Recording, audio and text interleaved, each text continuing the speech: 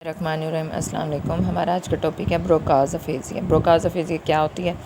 ब्रोकाज़ aphasia is the loss of the ability to understand speech और communication using this language. उन्होंने क्या कहा? उन्होंने कहा जो अफेज़िया है, जब ये पेशेंट में होता है तो उसको अंडरस्टैंड करने की सलाहियत बिल्कुल कम हो जाती है। यानी वो स्पीच कम्युनिकेशन जब वो बोलता है तो उसकी स्पीच और कम्युनिकेशन करने में बहुत ज़्यादा डिस्टर्बनेस होती है, और एक पर्सन होता है जो कि लूज़ कर लेता है अंडरस्टैंड करने में सामने वाले की स्पीच और कम्युनिकेशंस। फिर उसके बाद it's can be occur when the area of the brain responsible of the language become the damage. There are several different types of the aphasia. Each type is categorized as either fluent and non-fluent. Broca's aphasia is a non-fluent type. ठीक है, उन्होंने क्या कहा? उन्होंने कहा है जब ये बीमारी होती है तो ब्रेन का जो हिस्सा जो रिस्पॉन्सिबल कर रहा होता है लैंग्वेज को, वो डैमेज हो जाता है। और फिर उन्होंने कहा इसकी डिफरेंट टाइप्स है अफेजिया की। इसका हर एक टाइप जो है दो कैटेगरीज में तब्दील किया गया है, जिसमें फ्लंट और नॉन फ्लंट कहा जाता है, जबकि ब्रोकाज अफेजिया नॉन फ्लंट की टाइप है। फिर उन्होंने कहा other of types of aphasia, इसकी फर्दर टाइप्स हैं, यानी इसकी Wernicke aphasia, global aphasia, conditioning aphasia and anomic aphasia. Wernicke का एरिया क्या होता है? वर्निक अफेजिया क्या? Wernicke aphasia affected the area of the brain now as the Wernicke area which is located on the left middle side. यानी उन्होंने कहा Wernicke aphasia है जो अफेक्ट होती है ब्रेन की उस साइड पे, ब्रेन की एक साइड पे, जो जिसे वर्निक एरिया कहते हैं। फिर वो कह रही हैं ये दिमाग की मिडल लेफ़्ट साइड पर मौजूद होता है। People with this condition have difficulty with the language comprehension and may have to handle time of the processing spoken words than those with Broca's aphasia. यानी उन्होंने कहा है जब पेशेंट इस कंडीशन में होता है तो उसकी लैंग्वेज करने और कम्प्रीहेंशिव बिल्कुल एम्बैलेंसिंग होती है, और वो बात को कहीं से कहीं जो उसकी बात करने की सलाहियत होती है वो बिल्कुल ख़त्म हो जाती है, यानी ब्रोकन होती हैं। फिर उसके बाद ग्लोबल अफेजिया। ग्लोबल अफेजिया क्या है? Global aphasia is result from the extensive damage to the large area of the brain responsible of the language. This type of the aphasia can resulting in the extreme difficulties with the communication. यानी उन्होंने कहा global aphasia क्या है? इसका जब result होता है तो ये दिमाग के लार्ज एरिया में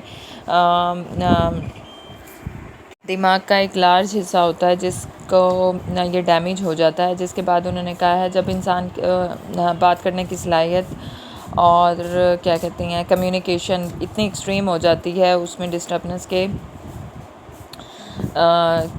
पता ही नहीं चल रहा होता कि सामने वाला क्या बात कर रहा है। फिर उसके बाद कंडीशनिंग अफेजिया है। People with the conditioning aphasia have a hard time of the repeating words और sentence that have been spoken to them. This type of the aphasia occur due to the damage in the area of the brain that communicates between the Broca's area and Wernicke area. उन्होंने क्या कहा? उन्होंने कहा जब एक person इस condition में होता है अफेजिया के, तो वो उसके लिए बहुत हार्ड टाइम होता है और वो रिपीटिंग करता है वर्ड्स को, सेंटेंस को,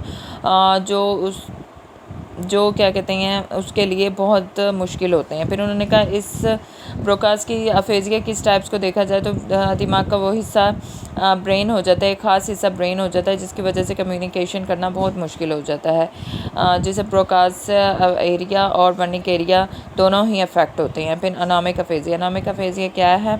अनोमिक aphasia result in difficult with the naming objects. A person with this conditioning can recognize with the understanding what an object is what it's used for, but have the trouble finding of the correct words or name for the object. उन्होंने क्या कहा? उन्होंने कहा अनोमिक aphasia क्या है? उन्होंने कहा जब इसका बहुत डिफ़िकल्ट होता है कि सामने वाले जो बोल रहा है उसके बारे में जानना, यानी वो किस ऑब्जेक्ट के बारे में कह रहा है। तो जब पर्सन इस कंडीशन में होता है तो वो उसको अंडरस्टैंड करना बहुत मुश्किल होता है। उसको ये नहीं देखा, हमें ये समझ नहीं आती कि वो क्या बोल रहा है, किसके बारे में बोला है, लेकिन बहुत मुश्किलात के बाद एक करेक्ट वर्ड फाइंड कर लेते हैं कि वो इस चीज़ के बारे में बोल रहा है। कॉजिंग क्या है? स्ट्रोक हैं, ब्रेन ट्यूमर्स हो सकती हैं, इंजरी टू द ब्रेन होती है, इन्फेक्शन ऑफ द ब्रेन हो जाती है, एंड फिर उसके बाद उन्होंने कहा है उनका जो प्रोग्रेसिव न्यूरोलॉजिकल कंडीशन हो जाता है और सच एज अल्जाइमर डिसीज़ भी हो सकती हैं।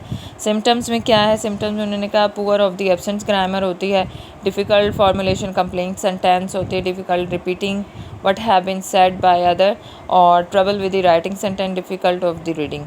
Diagnosis में क्या है, diagnosis of the Broca's aphasia required an MRI और CT scan होता है.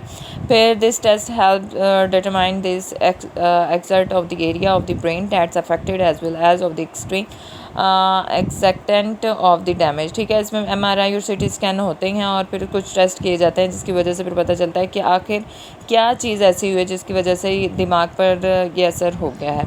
फिर ट्रीटमेंट हो गया. ट्रीटमेंट है Broca's aphasia is required of the treatment with the speech therapy. It's not expected to improve on its time. ठीक है, उन्होंने कहा है ट्रीटमेंट में क्या, ब्रोकाज अफेजिया में सबसे पहले उन्होंने कहा स्पीच रिक्वायर्ड की जाती है, ट्रीटमेंट के लिए स्पीच थेरेपी की जाती है जिसकी वजह से पता ये देखा जाता है कि आखिर क्या ऐसा व्हाट हैपेंड, कौन सा ऐसा वाक़या हुआ है जिसकी वजह से जो पेशेंट है वो इस बीमारी में मुब्तला हुआ है. और उन्होंने कहा है कि स्पीच थेरेपी इसको हम नहीं कह सकते कि इसको एक ही टाइम में एक पेशेंट के बारे में, उस बीमारी के बारे में जाना जा सकता है. इसकी फ़र्दर जो हैं टाइप्स क्या कहते हैं, इसकी जो फ़र्दर जो बीमारी हैं ये बढ़ती जाती है. जैसे जैसे इसकी थेरेपीज़ और ट्रीटमेंट चलता रहता है इंसान बेहतर से बेहतर हो सकता है. आज के लिए इतना ही. जज़ाकल्लाह.